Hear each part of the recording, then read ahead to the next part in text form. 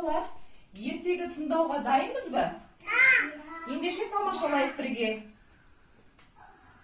Ертеде бір әже мен атай баянды өмір сүріпті. Ұзаққа созылған қыстан кейін көктем келді. Күн шығып, жерді жылыта бастады.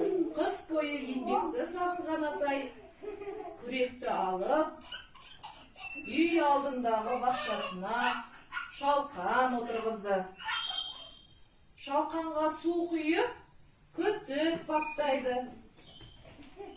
Күзде шалқан үлкен болып өсіпті.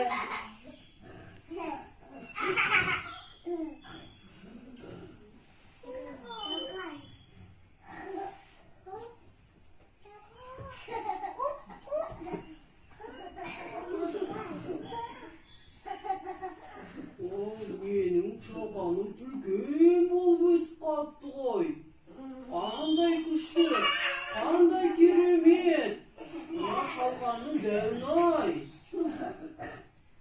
Мұндайды бұрын көрмеген атай, оны бір өзі жерден қалай шығарып алсын? Шалқанды ары тартып, бері тартып шығара алмай тұрады.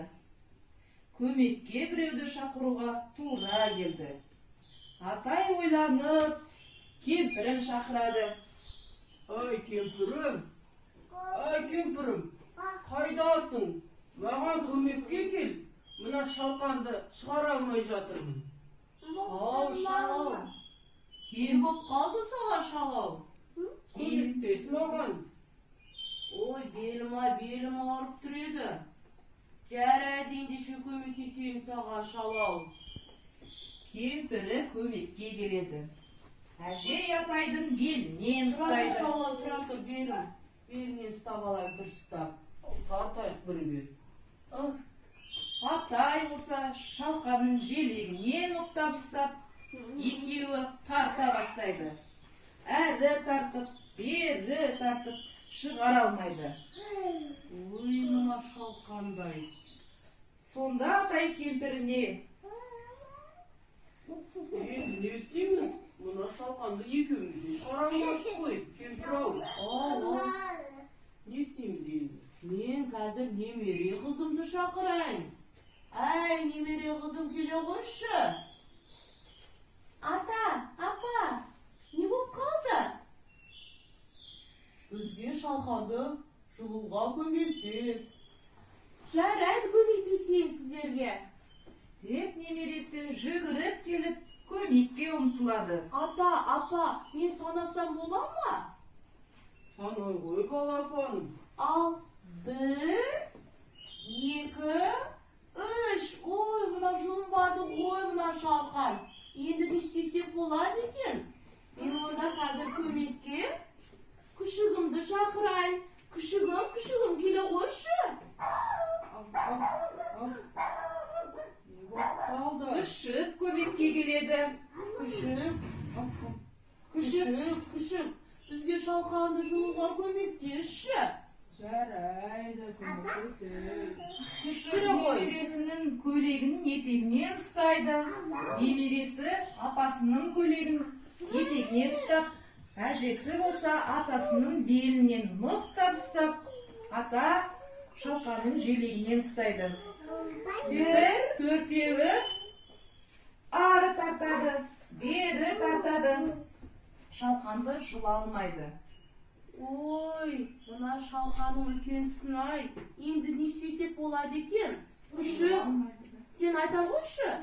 Мен мысықты шақырайын көмекке. Мысығым, бері келші. Не болып қалды сендерге? Бізге мына шалқанды жұлуға көмектесші. Жарайды, көмектесем. Мысық көмекке келеді. Мысық күшіктің құйрығынан ұстайды. Күшік немересінің көйлегін етегінен ұстайды. Немересі әжесінің белінен ұстайды. Әжесі болса атайдың белбеуінен ұстап, атай шалқанның желегінен ұстап, бесеуі Шалқанды ары тартады, бері тартады. Шалқанды жұла алмайды. Енді не істесек екен, а? Мына шалқанды жұла алар емеспіз ғой. Мен тышқанды көмекке шақырайын. Шақыра Тышқан, келші бізге көмектесші. Тышқан көмекке келеді. Жақсы, көмектесейін. Тышқан мысықтың құйрығынан ұстайды. Мысық күшіктің құйрығынан ұстайды. Күшік немересінің көйлегінің етегінен ұстайды. Немересі әжесінің белінен ұстайды. Әжей Атайдың белбеуінен ұстайды. Атай шалқанның желегінен ұстап, барлығы бірігіп, шалқанды ары тартады, бері тартады. Тарта шалқанды жұлып алады. Жұлып алып, барлығы шаттанып, қуанады. Сөйтіп олар тату да тәтті, бақытты өмір сүріпті. Бәрекелді, көрдіңдер ме? Біз біріксек, бәрін де жеңеміз.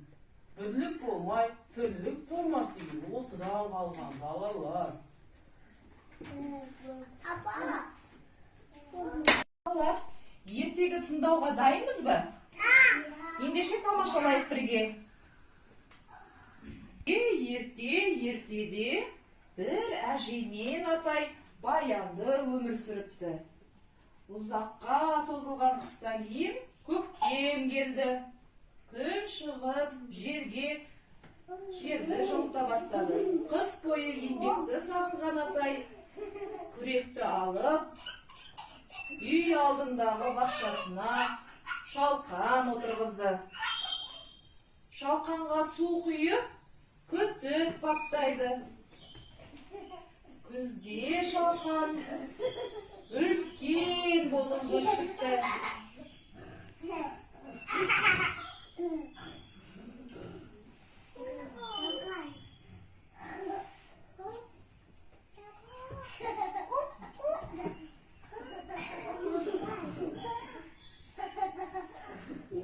Менің шалқаным үлкен болып өсіп қалыпты ғой. Қандай күшті, қандай керемет. Мына шалқанның дәуін-ай. Мұндайды бұрын көрмеген Атай, оны бір өзі жерден қалай шығарып алсын?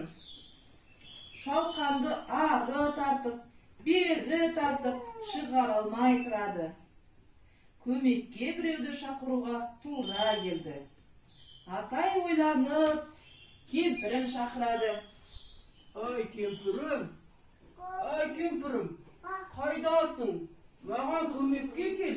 Мына шалқанды шығара алмай жатырмын. Ау, шалау. Не болып қалды саған, шалау? Көмектес маған. Ой, белім ауырып тұр еді. Жарайды, ендеше көмектесейін саған, шалау. Кемпірі көмекке келеді. Әжей Атайдың белінен ұстайды. Шалау, тұрақты белінен ұстап алайық, дұрыстап. Тартайық бірге. Атай болса шалқанның желегінен ұқтап ұстап, екеуі тарта бастайды. Әрі тартып, бері тартып, шығара алмайды. Ой, мына шалқандай. Сонда Атай кемпіріне: Енді не істейміз? Мына шалқанды екеуміз де шығара алмадық қой, кемпір-ау. Не істейміз енді? Мен қазір немере қызымды шақырайын. Әй, немере қызым, келе қойшы. Апа, не болып қалды? Бізге шалқанды жұлуға көмектес. Жарайды, көмектесейін сіздерге. деп немересі жүгіріп келіп көмекке ұмтылады. Апа, мен санасам бола ма? Санай ғой балапаным. Ал, 1, 2, 3. Ой, мына жұлынбады ғой мына шалқан. Енді не істесек болады екен? Мен онда қазір көмекке күшігімді шақырайын. Күшігім, келе қойшы. Kaldı. Күшік көмекке келеді. Күшік. Күшік. Бізге шалқанды жұлуға көмектесші. Жарайды, көмектесейік. Күшік немересінің көйлегінің етегінен ұстайды. Немересі апасының көйлегін етегінен ұстап, әжесі болса атасының белінен мықтап ұстап, ата шалқанның желегінен ұстайды. Сөйтіп төртеуі ары тартады, бері тартады. Шалқанды жұла алмайды. Ой, мына шалқаның үлкенсін-ай. Енді не істесек болады екен? Күшік, сен айта қойшы. Мен мысықты шақырайын көмекке. Мысығым, бері келші. Мяу, мяу. Не болып қалды сендерге? Бізге мына шалқанды жұлуға көмектесші. Жарайды, көмектесем. Мяу. Мысық көмекке келеді.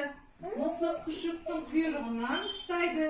Күшік немересінің көйлегінің етегінен ұстайды. Немересі әжесінің белінен ұстайды. Әжесі болса атайдың белбеуінен ұстап, атай шалқанның желегінен ұстап, бесеуі шалқанды ары тартады, бері тартады. Шалқанды жұла алмайды. Енді не істесек екен, а? Мына шалқанды жұла алар емеспіз ғой. Мяу. Мен тышқанды көмекке шақырайын. Шақыра. Тышқан, келші бізге көмектесші. Тышқан көмекке келеді. Жақсы, көмектесем. Тышқан мысықтың құйрығынан ұстайды. Мысық күшіктің құйрығынан ұстайды. Күшік немересінің көйлегінің етегінен ұстайды. Немересі әжесінің белінен ұстайды. Әже атайдың белбеуінен ұстайды. Атай шалқанның желегінен ұстап, барлығы бірігіп шалқанды ары тартады, бері тартады. Тарта шалқанды жұлып алады. Жұлып алып барлығы шаттанып қуанады. Сөйтіп олар тату да тәтті, бақытты өмір сүріпті. Бәрекелді, көрдіңдер ме? Біз біріксек, бәрін де жеңеміз. Бірлік болмай, тірлік болмас деген осыдан қалған балалар. Апа.